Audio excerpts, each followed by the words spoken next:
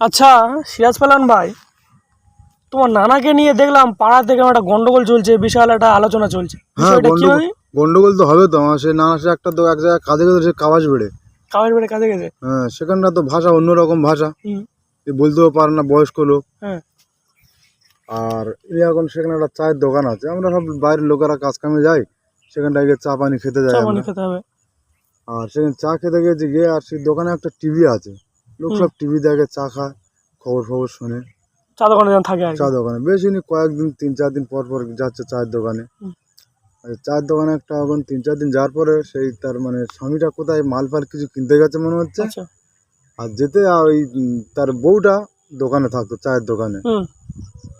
আর বউটা চা তৈরি করে মানে কাস্টমারের হাতে দিচ্ছে সব, আর দিচ্ছে। আর আমার এই বুড়োটা, আমার নানাটা, হ্যাঁ। এ তো টেরা তো। হ্যাঁ, তোমার নানা টেরা। টেরা মানে বেশ ভালোই ভালোই টেরা। একটা চোখ এখানটা আছে আর একটা চোখ এখানটা আছে, এতটা আপ ডাউন। সোজাসুজি দেখলে বলবো যে ওই দিকে চেয়ে আছে। হ্যাঁ। বুড়ো এখন তার কাছে চাটা নে, আর টিভির দিকে চেয়ে আছে, আর মেয়েটা ভাবছে আমার দিকে চেয়ে আছে হুম। বলে এরকম ভাবে মানে হাসাহাসি করতে বুড়ো খুব টিভি দেখে। হুম। কিন্তু মেয়েটার টিভি দিকে দেখে হাসতে। হাসেনি, মেয়ের চোখের সমস্যা তো। চোখ সমস্যা। টিভি দেখে হাসতে বের এরকম 2-4 বার এরকম হলো।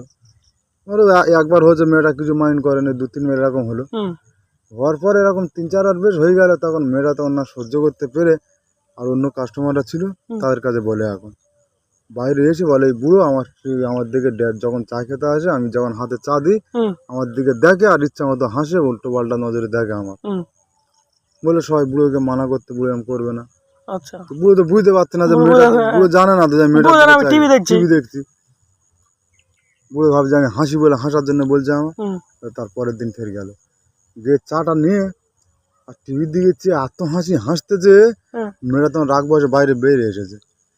এসে আর লোক দিয়ে এত মার মেরেছে, উল্টো পাল্টা ভাবে মেরেছে বুড়ো, খুব মার মেরেছে তাহলে। বিয়ার মার মেরেছে।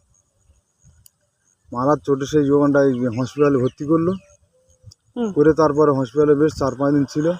থাকতে আচ্ছা। সেই সেই জিনিসটা নিয়ে সেখানটা এখন একটা আলোচনা হবে, যে আলোচনাটা হবে কিসের জন্য মারধর করা হলো। আমরা জানি তো কিরকম উনি, হুম।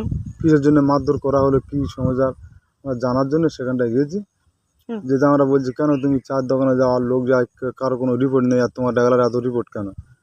তখন বলতে পারলো, আমি যে কবার চা খেতে যাই, আমি অন্য কোনো দিকে চাই না, টিভির দিকে আমি চেয়ে থাকি, হ্যাঁ। আর ও ভাববে যে আমার দিকে চেয়ে থাকে। এই নে গন্ডগোল। এইরকম ভাবে সে আমার বাবা উল্টো পাল্টা ভাবে মারলো, মেরে উল্টো পাল্টা ভাবে মেরে আমার মানে অঙ্গহীন করে দিল। সেরকম ভাবে আমি হসপিটালে ভর্তি ছিলাম 4-5 দিন। এইরকম হলো ঘটনা। এই ঘটনাটা জানার পরে যে যখন জানলো টেরা, তা সে লোকগুলোর আর কিছু বলা তখন হয়নি। সে ভুল স্বীকার করতে, যে আমাদের ভুল হয়ে গেছে, যে উনি টেরা আছে, আমরা বুঝতে পারিনি। সেই দোকানদারটা এসে তার বউকে উল্টো পাল্টা বলছে, কেন কাস্টমার সঙ্গে দুর্ব্যবহার করা হয়। হুম। কিন্তু আদর্শে চোখের সমস্যা ছিল, চোখের সমস্যা ছিল। চোখের দোষ। বুড়োর কোনো দোষ নেই, বুড়োর পা থেকে মাথা কোথায় দোষ নেই, চোখের দোষ। খালি চোখটাই দোষ ছিল বুড়ো। আচ্ছা। এই তাহলে বিষয়। এই ঝামেলা হয়েছিল।